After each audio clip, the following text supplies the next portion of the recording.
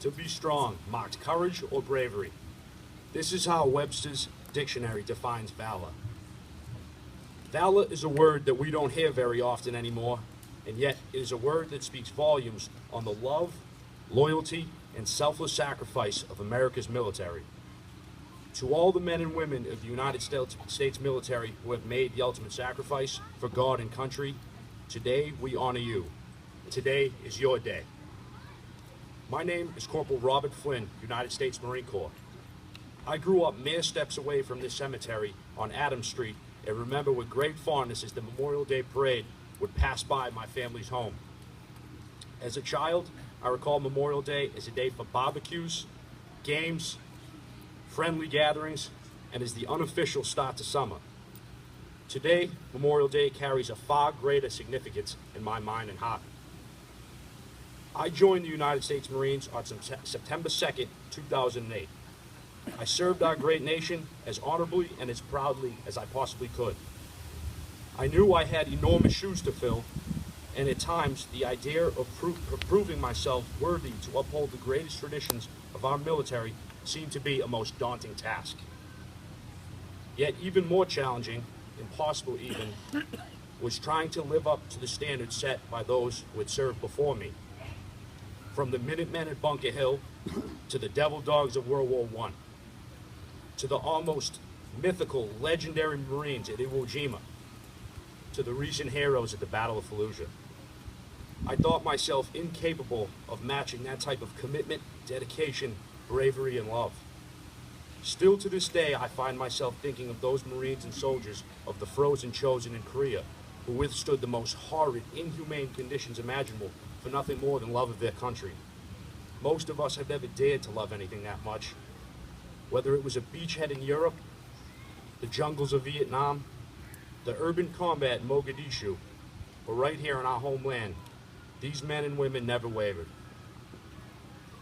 No matter how terrible the situation or how long the odds, the American troop has never failed us.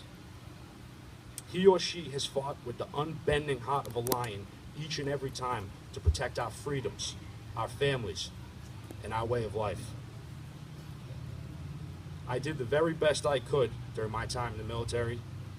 I always remained cognizant of the fact that I no longer represented just myself, but all those who had served before me. I can only hope and pray that I made them proud.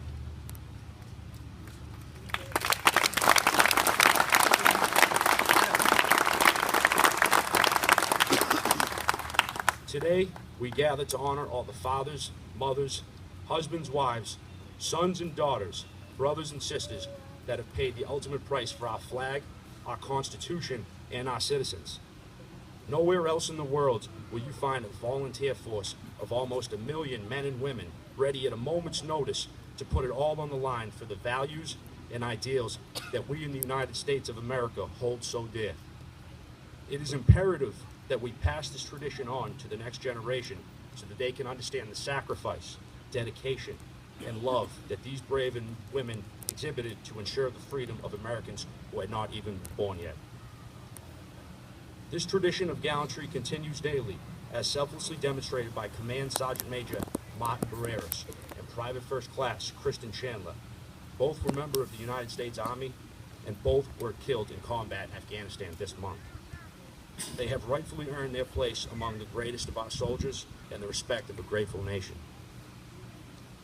American courage and bravery can be summed up by this quote from Admiral Chester W. Nimitz in March of 1945. Among the men who fought on Iwo Jima, uncommon valor was a common virtue. This courage has been the premier trait of a people who, tired of tyranny and oppression, stood up to the most feared military the world had ever seen at the Battle of Bunker Hill. Ever since the start of our great nation, the warriors of the United States military have retained that same unrelenting fighting spirit, no matter how overwhelming the odds may be, no matter how frightening the task in front of them.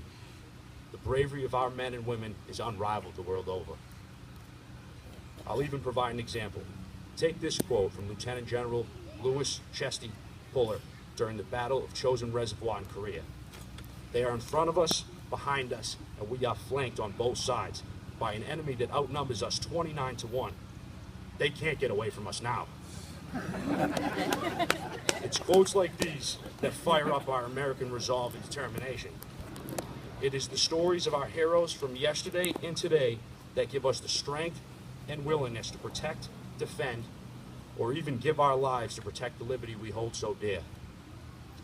But what of the silent heroes that remind us of the true cost of war, the suffering it leaves behind, and the collateral damage that it inflicts on our families, the grieving widows and orphan children, parents forced to bury their child, families left with a lifetime of grief?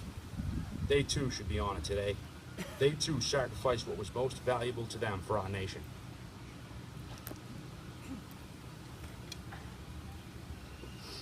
I can't even begin to articulate the love and thanks in my heart for these families. The magnitude of their sacrifice knows no bounds. They too are American heroes. In closing,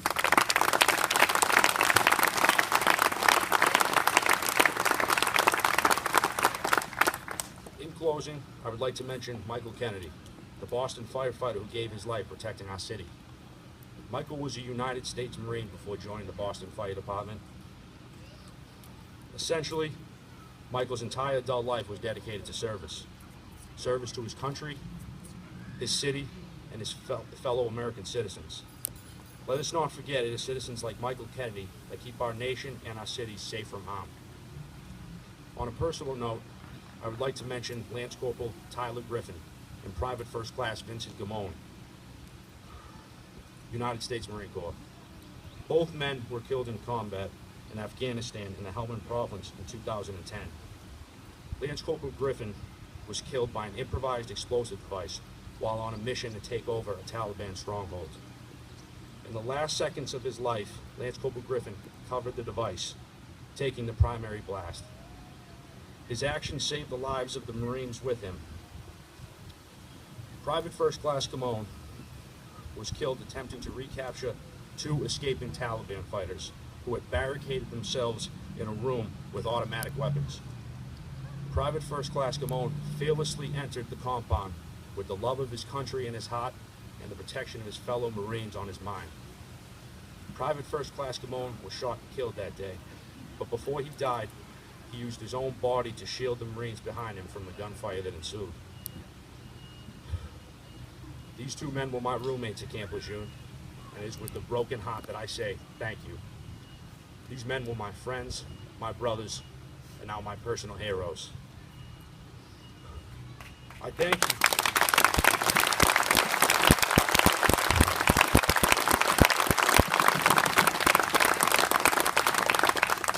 I thank you for giving me this incredible honor to speak on behalf of my fellow brothers and sisters in arms on this Memorial Day.